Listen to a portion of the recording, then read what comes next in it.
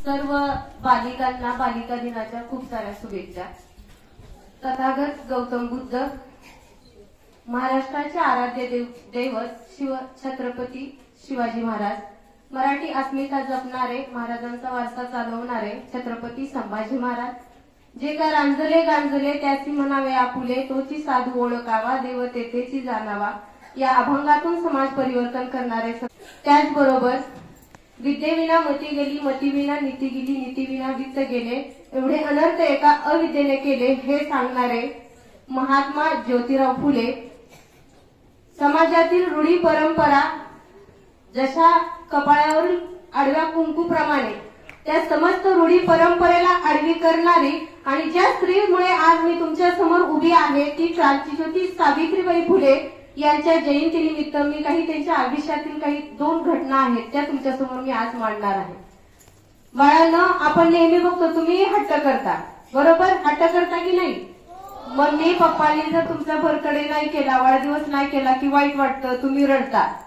सावित्रीबाई हट्ट करत होत्या। सावित्रीबाईंचा विवाह हा या 9व्या वर्षी झाला होता। विचार करा, 9व्या वर्षी म्हणजे आता तुम्ही कितवीच्या इयत्तेला असाल? 3रीच्या इयत्तेला असाल, म्हणजे त्या वयाची असताना सावित्रीबाई यांचा विवाह झाला होता। विचार करा किती कल्पकता, किती ज्ञान समाजात चाललेल्या ज्या रूढी परंपरा आहेत या विरुद्ध पेटून उठण्याचं धाडस हे सावित्रीबाई फुलेमध्ये होतं। ज्यावेळेस सर्वांनी सांगितलं आता की त्यांनी मुलींची पहिली शाळा काढली, त्यांच्यावर चिकन माती शेण दगड फेकले गेले, त्या सगळ्यांवर मात करून सावित्रीबाई शाळेत जात होत्या। शाळेत त्या स्वतः शिकत होत्या, त्यांना विद्यार्थीही मिळत नव्हते। मी पाठीमागे हेही सांगितलं होतं की त्यांची पहिली विद्यार्थिनी, तिचा मृत्यू कसा झाला हेही पाठीमागे सांगितलं होतं की तिचे वडील त्या मुलीला एका पोत्यामध्ये बांधून आणत होते, कारण समाजातील काही समाजकंटक असे होते की मुलींच्या शिक्षणाच्या विरुद्ध होते।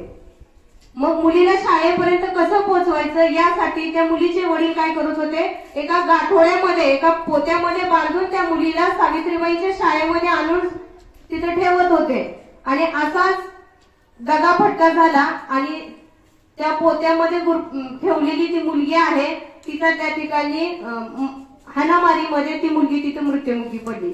म्हणजे मुलीच्या शिक्षणाची त्याग करणारी ती पहिली मुलगी असावी। त्याबरोबर ज्यावेळेस सावित्रीबाई फुले, आता सगळ्यांची त्या काळची परिस्थिती अतिशय वाईट होती। सावित्रीबाईंकडे फक्त एकच लुगडं होतं। पूर्वीच्या काळी, आज तुम्ही साडी म्हणता ना, पूर्वीच्या काळी आताच्या ज्या आजी घालतात ना आपल्या, त्याला आपण लुगडं म्हणतो, आणि ते लुगडं सावित्रीबाईंकडे एकच लुगडं होतं। सावित्रीबाईंना प्रश्न पडायचा, त्या रस्त्याने चालत असताना समाजातील काही जे विरोधक होते, जे समाजकंटक होते, ते काय करत होते, सावित्रीबाईंच्या अंगावरती चिखल शेण माती जास्त फेकत होते। त्यावेळेस सावित्रीबाई पूर्ण चिखलाने माखलेल्या अवस्थेत जात होते शाळेमध्ये, आणि त्या अवस्थेमध्ये त्या मुलींना ते शिकवत होत्या। असं काही दिवस चालत राहिलं आणि एक दिवस सावित्रीबाईंना थंडी ताप आला। सावित्रीबाई एके दिवशी झोपेतून उठेना। ज्योतिबांना विचार पडला की कधीच उशिरा न उठणारी सावित्री माझी आज का उठेना। ज्योतिबांनी विचार केला, सावित्रीबाई पाशी गेले, विचारलं, सावित्रीबाई तुला आज काय झालं, तू का उठत नाहीये? तर ज्योतिबांनी सावित्रीबाईच्या कपाळावरती हात ठेवला तर त्यांना ताप आला होता। दवा औषध पाणी करूनही सावित्रीबाई ठीक होत नव्हती। ज्योतिबांना वाटत होतं की सावित्रीबाईला नेमकं झालंय काय। त्यांनी शाळेत गेले, त्यांच्या ज्या सहकारी होत्या सहकार्यांनाही विचारलं, त्या म्हणजे सावित्रीबाई तर ठीक झाली आहेत, त्यांनी आतापर्यंत शाळेला येणं अपेक्षित होतं, पण त्या अजून शाळेला का येत नाहीत। अशा अनेक दिवस होत गेले, सावित्रीबाई काही नीट होत नव्हत्या। ज्योतिबांना एवढं माहिती होतं की काही दिवसापूर्वी सावित्रीबाईंनी ज्योतिबांकडे लुगडं मागितलं होतं आणि ज्योतिबांनी पैसे नसल्या कारणाने लुगडं घेण्यास स्पष्ट नकार दिला होता। पण ज्योतिबांना हे कळत नव्हतं की लुगडं न दिल्यामुळे तर सावित्री आजारी पडली नसेल का। हा विचार त्यांनी केला। त्यावेळेस त्यांना ते कारण स्पष्ट झालं की सावित्रीबाईंकडे एकच लुगडं होतं आणि ते लुगडं सुद्धा रस्त्याने जात असताना घाण होत होतं, ओलं होत होतं, आणि ते ओलं लुगडं घेऊन त्या तसंच शिकवत होत्या। हे कारण कळल्यानंतर ज्योतिबांनी जे मुलींच्या शिक्षणासाठी काही साठवून ठेवलेले पैसे होते त्या पैशातून सावित्रीबाईसाठी लुगडं घेतलं। म्हणजे बाळांनो, स्वतःच्या हट्टासाठी किंवा स्वतःच्या हौसमौजेसाठी रुसणारी ही सावित्री नव्हती. ती सावित्री रुसली होती कोणासाठी, तर तुमच्यासारख्या अनेक सावित्र्या तिला घडवायच्या होत्या, म्हणून ती सावित्री रुसली होती. तीही कशासाठी? लुगड्यासाठी रुसली होती. सावित्रीबाईंना आजपर्यंत आपण बघितलं फक्त स्त्री शिक्षण, स्त्री शिक्षण, स्त्री शिक्षण एवढ्याच गोष्टीमध्ये सावित्रीबाईंना आपण त्यांच्या कार्यांना कुठेतरी मर्यादा घातली. पण स्त्री शिक्षणासोबतच त्या एक मोठ्या समाज सुधारक होत्या. समाजासाठी त्यांनी अनेक कार्य केली. त्यातला एक प्रसंग मी तुमच्या समोर सांगते. 1876 साली खूप मोठा दुष्काळ पडला होता आणि त्या दुष्काळामध्ये सर्वसामान्य जनता जी आहे ती भुकेने व्याकुळ झाली होती. अन्नाचा कणही लोकांच्या दारी घरी नव्हता. लोक भूक लागल्यानंतर अक्षरशः मृत्यू होतो की काय अशी अवस्था निर्माण झाल्यानंतर सावित्रीबाई फुले सत्यशोधक समाजाचा एक त्या सदस्य होत्या, घटक होत्या आणि काही त्यांच्या त्या संस्थेतील लोक घेऊन त्या समाजामध्ये म्हणजे दुष्काळग्रस्त भागामध्ये त्या फिरत होत्या. त्या काळचे तत्कालीन जे कलेक्टर होते, इंग्रजांची सत्ता भारतावरती होती आणि त्या काळचे कलेक्टर जे होते त्या कलेक्टरनी त्या सर्व जे कार्यकर्ते होते संस्थेचे त्यांना सगळ्यांना अटक केली आणि तुरुंगात टाकले. का टाकलं? तर ही लोक काय करत आहेत, समाजामध्ये वेगळं वातावरण पसरवत आहेत. त्यावेळेस सावित्रीबाईंना ही गोष्ट कळल्याबरोबर सावित्रीबाई त्या जे कलेक्टर होते त्या काळचे त्यांना भेटल्या, त्यांना समजावून सांगितलं की आम्ही काय करत आहोत, जे दुष्काळग्रस्त लोक आहेत त्यांची मदत करत आहोत. हे सर्व समजावून सांगितल्यानंतर त्या काळच्या त्या कलेक्टरनी सर्व समाजातील लोकांना काही अन्नधान्य त्या ठिकाणी देऊ केलं. म्हणजे मला सांगायचा हेतू आहे की फक्त स्त्री शिक्षणापुरतं मर्यादित सावित्रीबाईंना न करता सावित्रीबाई ही थोर होती, समाजातील प्रत्येक घटकासाठी झटणारी त्या काळची ती स्त्री होती. म्हणून तुमच्या आमच्यासारख्या अनेक स्त्रिया आज या ठिकाणी उच्च पदावरती काम करत आहेत. तुम्ही पुढे शिक्षण घेत आहात तर मी तुमच्या समोर उभी राहून बोलत आहे. तर सावित्रीबाई फुले यांच्या जयंतीनिमित्त मी एक छोटीशी कविता तुमच्या समोर सादर करू इच्छिते.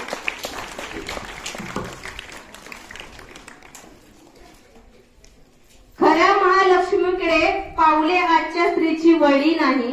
खऱ्या महालक्ष्मीकडे पाहुले आजच्या स्त्रीची वळली नाही. विद्येची देवता सावित्री अजून तिला कळली नाही. सावित्री अजून तिला कळली नाही. घरात तिच्या समजले आहे काल्पनिक देवीचे ठाण. घरात तिच्या सजले आहे काल्पनिक देवीचे ठाण आणि सावित्रीच्या उपकाराची तिला नाही जाण. आणि सावित्रीच्या उपकाराची तिला मुळीच नाही जाण. अंधश्रद्धेने ग्रासलेल्या विचारांची श्रद्धा अजून कशी ढळली नाही आणि विद्येची देवता सावित्री अजून तिला कळली नाही. आणि विद्येची देवता सावित्री अजून तिला कळली नाही. जिजाऊंच्या संस्काराची तिला कळलीच नाही व्यथा. जिजाऊंच्या संस्काराची तिला कळलीच नाही व्यथा. पिढ्यानुपिढ्या रुजत गेल्या काल्पनिक देवींच्या कथा. पिढ्यानुपिढ्या रुजत गेल्या काल्पनिक देवींच्या कथा. सुशिक्षित असो की अडाणी रमाई जिजाई सावित्रीवर श्रद्धा तिची भाळली नाही. आणि विद्येची देवता सावित्री तिला अजूनही कळली नाही. विद्येची देवता सावित्री अजून तिला कळली नाही.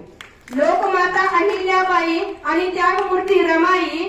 लोकमाता अहिल्याबाई आणि त्यागमूर्ती रमाई चुकून सुद्धा गायली नाही तिने खऱ्या लक्ष्मीवर अंगाई. खऱ्या लक्ष्मीवर अंगाई. स्त्री जातीला कमी लेखणारी मनुस्मृती तिने अजूनही जाणली नाही. आणि खरी विद्येची देवता सावित्री अजून तिला कळली नाही. अजून तिला कळली नाही. तर आज 3 जानेवारी बालिका दिन सावित्रीबाई फुले जयंती निमित्त मला बोलण्याची संधी दिली त्याबद्दल मी आयोजकाचे आभार मानते आणि माझे 2 शब्द इथे थांबवते. धन्यवाद. मॅडम, यानंतर आजच्या कार्यक्रमाच्या प्रमुख पाहुण्या सौरंजना जाधव यांनी आपले मनोगत व्यक्त करावे अशी मी त्यांना विनंती करते. महोदय, उच्च गुरुजनवर्ग, येथे जमलेल्या सर्व बाळाबाळांनी गेल्या वर्षीपासून जो मला तुम्ही सन्मान देता त्याबद्दल मी येथील सर्व शिक्षक वृंदांचे व आपल्या शिक्षिका मुलींचे मी आभार मानते. आजचा हा 3 जानेवारी आपण बालिका दिन म्हणून साजरा करतो. पण खरा तर हा दिवस आपल्या महिलांच्या आयुष्यात ज्या काही महिला आता मोठ्या मोठ्या पदावर गेल्या त्यांच्यासाठी हा सुवर्ण दिन म्हणून आपण साजरा केला पाहिजे. कारण सावित्रीबाई जर नसती तर आपण इथे आज मला सुद्धा उभा राहायची संधी मिळाली नसती किंवा तुम्हाला हा शिक्षण म्हणजे काय हा गंध सुद्धा मिळाला नसता. आजच्या पुरुष प्रधान संस्कृतीमध्ये आज महिला त्यांच्या खांद्याला खांदा लावून प्रत्येक क्षेत्रात उभी आहे ती एका सावित्रीमाईमुळे. म्हणून सावित्रीबाई हे काय आपण म्हणतो स्त्री, आताच मॅडमनी सांगितलं त्यांनी फक्त स्त्री शिक्षणाचा धुरा खांद्यावर घेतला नाही तर समाजात त्यांनी खूप मोठे कार्य केले. बालविवाह त्यांनी थांबवले, केशवपणाची जी वाईट पद्धत होती ती थांबवली आणि ह्या सर्व गोष्टींचा मला अभिमान वाटतो. मी स्वतः सावित्रीबाई फुलेंच्या वंशातली होते म्हणून मी आजच्यासाठी एक येण्याचा प्रयत्न करते आणि जोपर्यंत मी जिवंत आहे तोपर्यंत गंगाबाई सपाटीमध्ये येऊन तुमच्या समोर माझे काहीतरी 2 शब्द बोलण्याचा पण मी प्रयत्न करेन आणि मला जो काही बहुमान मिळाला इथे येऊन बोलण्याचा किंवा प्रमुख पाहुणे म्हणून जो काही तुम्ही मान दिला त्याच्याबद्दल मी तुमची आभारी आहे. धन्यवाद. समोर प्रमुख पाहुणे म्हणून रंजना सोपान जाधवताई आलेल्या आहेत. त्या फुलचिंचोली गावच्या रहिवासी आहेत. त्यांच्याबद्दल मला एक सांगावंसं वाटतं. आजच्या युगामध्ये सुद्धा मुलगा हा महत्वाचा घटक मानला जातो. असं म्हटलं जातं की शेवटी मयत ज्यावेळेस आपण होतो त्यावेळेस पाणी पाजायला मुलगा असणं अपेक्षित आहे. म्हणून मुलगी जरी जास्त मुली झाल्या तरी मुलगा जन्माला घातलाच पाहिजे ही समाजातली आजची रूढ म्हणा परंपरा आहे. परंतु जाधवताई यांचं या ठिकाणी कौतुक आहे की त्यांना फक्त 2 मुली आहेत आणि त्याही उच्च सुशिक्षित अशा मुली आहेत आणि त्यांचं समाजामध्ये एक उत्तम उदाहरण आहे. त्या गटाचं छान उत्तम प्रकारे काम करतात. तर मी सोनटके मॅडम यांना विनंती करते की आपल्या प्रशालेतर्फे त्यांना पुष्पगुच्छ देऊन त्यांचं स्वागत करावं. बोलके करण्यास हवे असते संभाषण, आधारासाठी हवे असते आश्वासन आणि जीवनाला योग्य दिशा मिळवण्यासाठी आवश्यक आहे आपले मार्गदर्शन. म्हणून आजचा कार्यक्रम यशस्वी होण्यासाठी नेतृत्व म्हणजेच कार्यक्रमाचे अध्यक्ष श्री शेखर यांना मी विनंती करते की त्यांनी आम्हाला अनमोल असे मार्गदर्शन करावे. समाजसेविका, समाजसुधारक यांच्यामुळे आज समाजामध्ये महिला अत्युच्च पदावरती काम करतायत. अशा सावित्रीबाई फुले यांचा जयंती दिवस या निमित्तानं आपल्या सर्वांना मार्गदर्शन करण्यासाठी भेटण्यासाठी आलेल्या जाधवताई, प्रशालेतील सर्व संकुलातील सर्व शिक्षक, विद्यार्थी, सावित्रीबाई फुले ह्या जन्मल्या नसत्या तर आज ही महिला उंबऱ्याच्या बाहेर आपल्याला पाहायला मिळाल्या नसत्या. आज संपूर्ण देशामध्ये महिलांना जे या जगातलं जे अतिउच्च असणारं जे ठिकाण आहे त्या ठिकाणापर्यंत जाऊन पोहोचवण्याचं जे कार्य आहे ते सावित्रीबाई फुले यांनी केलं. सावित्रीबाई फुले या देशातल्या पहिल्या महिला शिक्षिका तर आहेतच आहेत, त्या पहिल्या मुख्याध्यापिका, पहिल्या शाळा काढणाऱ्या संस्थापिका, समाज सुधारक असं सुद्धा त्यांचा गौरव आजही समाजामध्ये केला जातो. कारण या काळातली असणारी जी परिस्थिती आहे, महिलांनी घरामध्ये उंबऱ्याच्या बाहेरच यायचं. अशा असणाऱ्या परिस्थितीमध्ये आपल्या पतींच्या मार्गदर्शनाखाली त्यांनी या देशातल्या असणाऱ्या महिलांना शिक्षण देण्याचं काम त्यांनी सुरुवातीला केलं. पहिली शाळा त्यांनी पुण्यामध्ये भिडेवाडा नावाचा आहे तिथं त्यांनी सुरू केली आणि तिथं महिलांना शिकवत असताना पहिल्यांदा समाजातले असणारे जे अनेक लोक आहेत त्या अनेक लोकांनी त्यांना त्रास दिला. कारण समाजामध्ये अशी प्रथाच नव्हती की महिलांनी शाळा शिकावी, शिक्षण घ्यावं, उंबऱ्याच्या बाहेर यावं, समाजामध्ये असणाऱ्या प्रत्येक क्षेत्रामध्ये महिलांनी सहभाग घ्यावा अशी प्रथा त्या काळामध्ये नव्हती. पण त्या सगळ्या असणाऱ्या अनिष्ट प्रथा आहेत त्या मोडून काढण्यासाठी आपल्या जीवाचाही विचार न करता या देशातल्या सगळ्या या विकृत लोकांच्या विरुद्ध जाऊन त्यांनी महिलांना शिकवण्याचं काम केलं. कारण त्यांचं कार्य हे इतकं महान आहे कारण त्यांच्या कार्यामुळेच आज या देशातल्या या जगातल्या अत्युच्च पदावरती सुद्धा महिला काम करताना आपल्याला पाहायला मिळतात. त्यांनी केलेल्या कामामुळेच आज आपल्या देशाची राष्ट्रपती महिला होऊ शकते, आपल्या देशाची पंतप्रधान महिला होऊ शकते, सरपंच होऊ शकते, नगराध्यक्ष होऊ शकते. या देशातलं जे पद आहे त्या पदावरती महिला काम करू शकतात. आणि संशोधनातील निष्कर्षाने हेही सिद्ध झालंय की महिलांनी मनापासून काम करायचं ठरवलं तर त्या पुरुषांपेक्षा सुद्धा जादा गुणवत्तापूर्ण काम करू शकतात, हे सुद्धा सिद्ध झालंय.